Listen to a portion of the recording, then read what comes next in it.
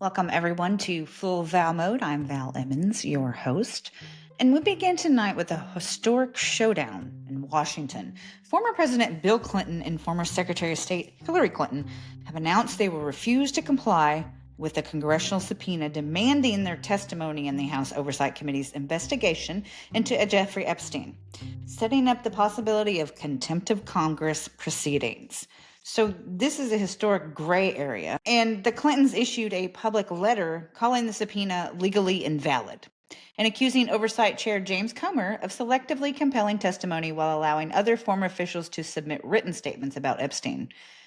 Comer responded that the committee will move ahead with contempt proceedings next week. No one's accusing the Clintons of any wrongdoing. We just have questions, he said, citing Clinton's well-documented friendship with Epstein during the 1990s and early 2000s. Legal analysts note that while former presidents have voluntarily testified before Congress, Congress has never successfully compelled a former president to appear under a subpoena, raising constitutional questions about the limits of legislative power and executive privilege after office. This raises constitutional questions about the limits, and the confrontation comes as Republicans and civil liberties group press the Justice Department to release long-delayed federal Epstein files. Epstein died in federal custody in 2019, as you all know, while awaiting trial on sex trafficking charges, a death ruled a suicide, but shadowed by surveillance failures, withheld evidence, and questions about elite networks such as the Clintons. In my opinion, it all goes back to the Clinton Global Initiative, and I believe that's the reason why they shut it down after Epstein passed away.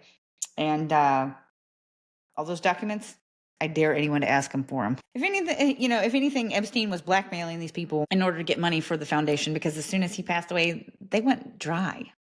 The Clinton Foundation shut down the Clinton Global Initiative immediately. They didn't want to have to answer questions about Epstein, and they did not want people getting the access to those files. So they shut it down, because what are you going to do when you can't get files? Oh, you get a fine. Big deal. You don't get your public persona shattered. You just take the fine, pay it with the money that you have collected from people who like to mess with young girls. I believe that a lot of folks don't realize that Epstein did raise money for the Clintons. He gave them one of their first donations, $25,000. And he was key to raising all of that money. And they don't want to talk about it. But that theme of institutional accountability is also playing out in Minnesota, where that fatal shooting involving a federal immigration officer has triggered resignations inside the Justice Department and a constitutional challenge by state officials.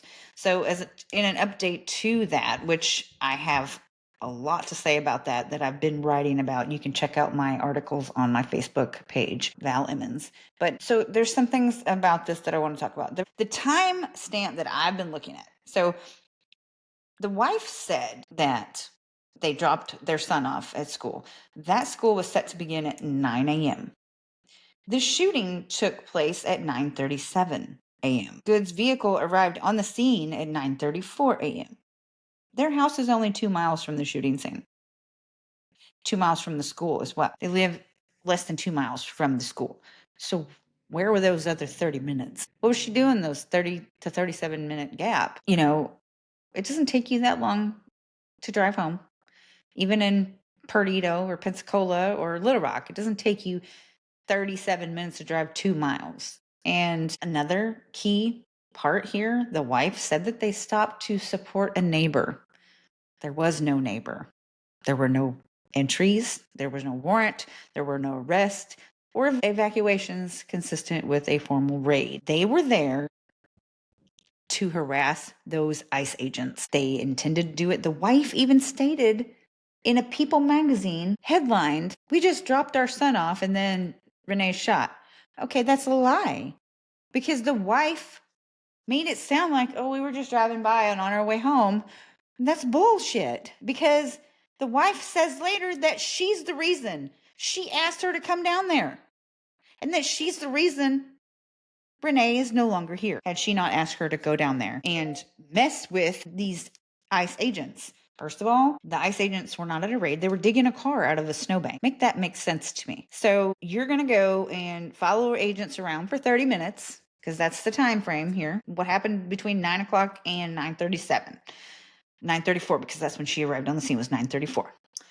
And you're going to stop and harass ICE agents and cut them off so they can't get out while they're digging a car out. There was no neighbor. If there had been a neighbor, people, they would have been reporting on the neighbor that had been put in ICE facility.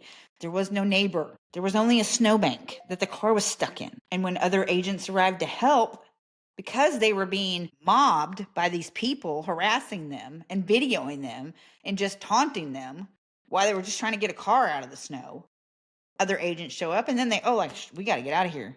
We're going to get in trouble. We're going to go to jail. She wasn't scared, as it's been reported that her mother said she was probably terrified. She wasn't scared. You're not scared if you stop to harass ICE agents and block them in, parking sideways, less than 3 cars from a stoplight. You're not scared. Her wife literally said, "Drive, baby, drive." And that was another point of contingency in the beginning, is that so the woman that videoed the initial viral video, she stated in an article later on, after this happened, a couple days, I read it after that there was no ICE raid. It was a mistake. There was no ICE raid. And she's not on the MAGA side, as everyone calls them, maggots, whatever.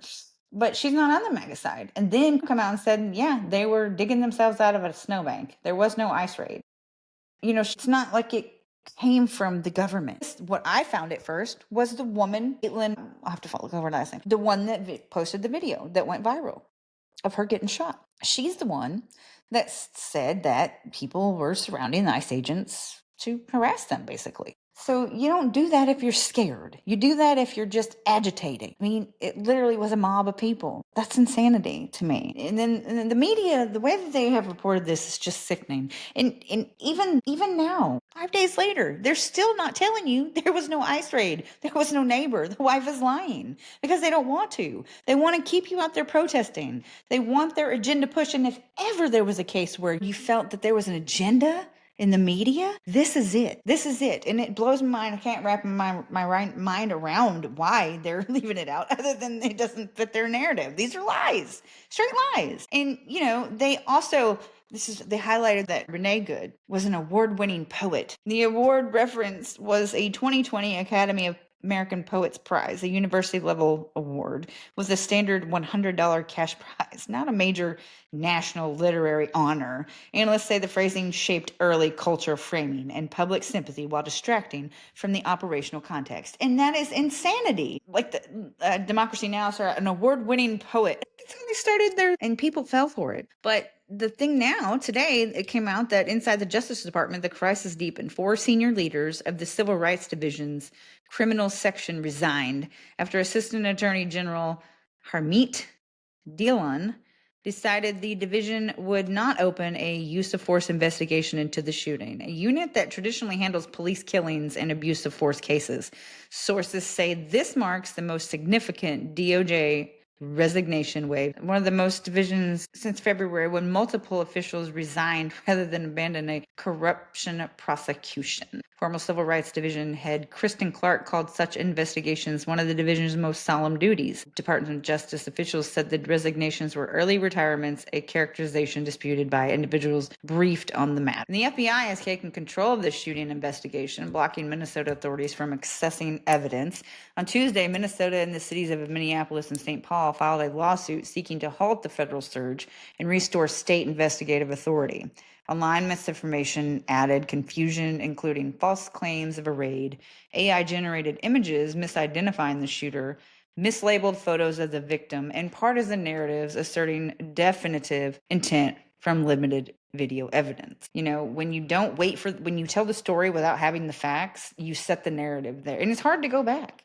And then most outlets, legacy media, they don't correct themselves. And so we're left with a country out there protesting and rioting because of false information. And in my opinion, we need a law. If you intentionally put out false information and leave information out of a story, like, reporting is supposed to be what, when, how, who, why, and where. That's a story.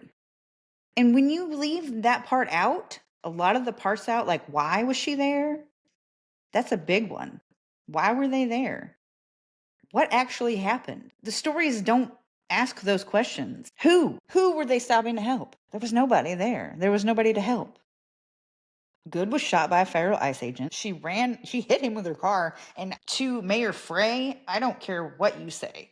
Oh, he says in his press conference, she barely tapped him. Let you stand there and let me hit you with my car. There was no confirmed raid. ICE was stuck in the snow before the shooting, being harassed by these paid protesters. And the timeline contradicts their earlier claims that they were just passing by. Their house was only 2 minutes from the school, or 2 miles. There's a big gap there from 9 o'clock when school started, because they could have dropped him off earlier than that. I mean, I used to drop my kids off like 10, 15 minutes before school started.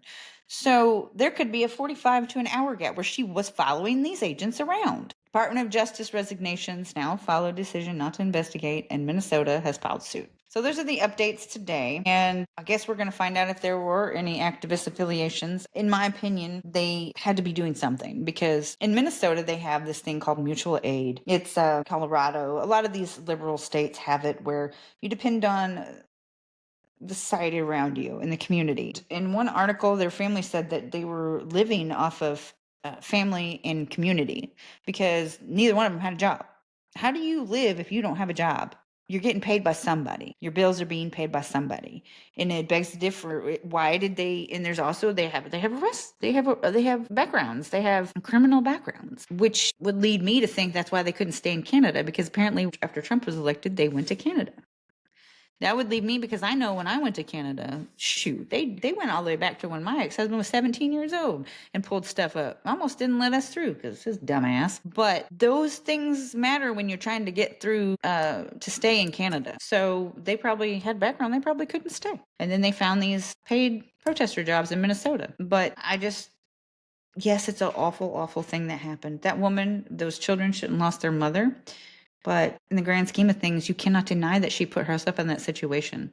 I'm sorry, but if I'm scared of ICE agents, I'm not going to put myself in that situation. My kids needed me more than that when they were younger. And that's kind of self-centered of her. She's not a martyr, as they're making her. She's an instigator who was harassing ICE agents. And I've done it too. When the police here in Little Rock, and that's the thing, I'm not for the police. I'm not for that stuff. Like when the police here were harassing people, I did a video. I put a video. I went over to Target where they were lined up in their SWAT gear and stuff, and all that stuff was happening with George Floyd after those riots. Actually, back then here in Little Rock, they did that stuff. I went over there and I was just like, y'all are just ready for it. I mean, I was taunting them too. I wasn't like directly taunting them. I was recording a video, but I could have got shot too. I could have got shot. Anytime you do stupid shit because you're just feeling it in the moment, or maybe like the wife asked her to go with her. Wife got her killed by saying, drive, baby, drive. She should have just stopped and got out of that car.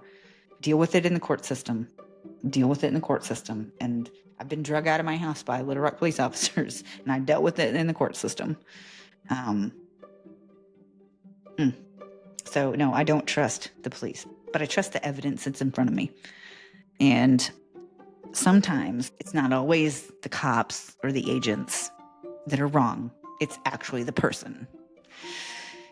So with that said, I'm going to close out this show. And y'all, this is just want to say Happy New Year. This is my first one. I had to get everything back in order. I've got news coming up in my life and career coming down the pipe as well. So I'll be informing everyone of that once it gets started and locked down. Anyway, have a great day and stay safe.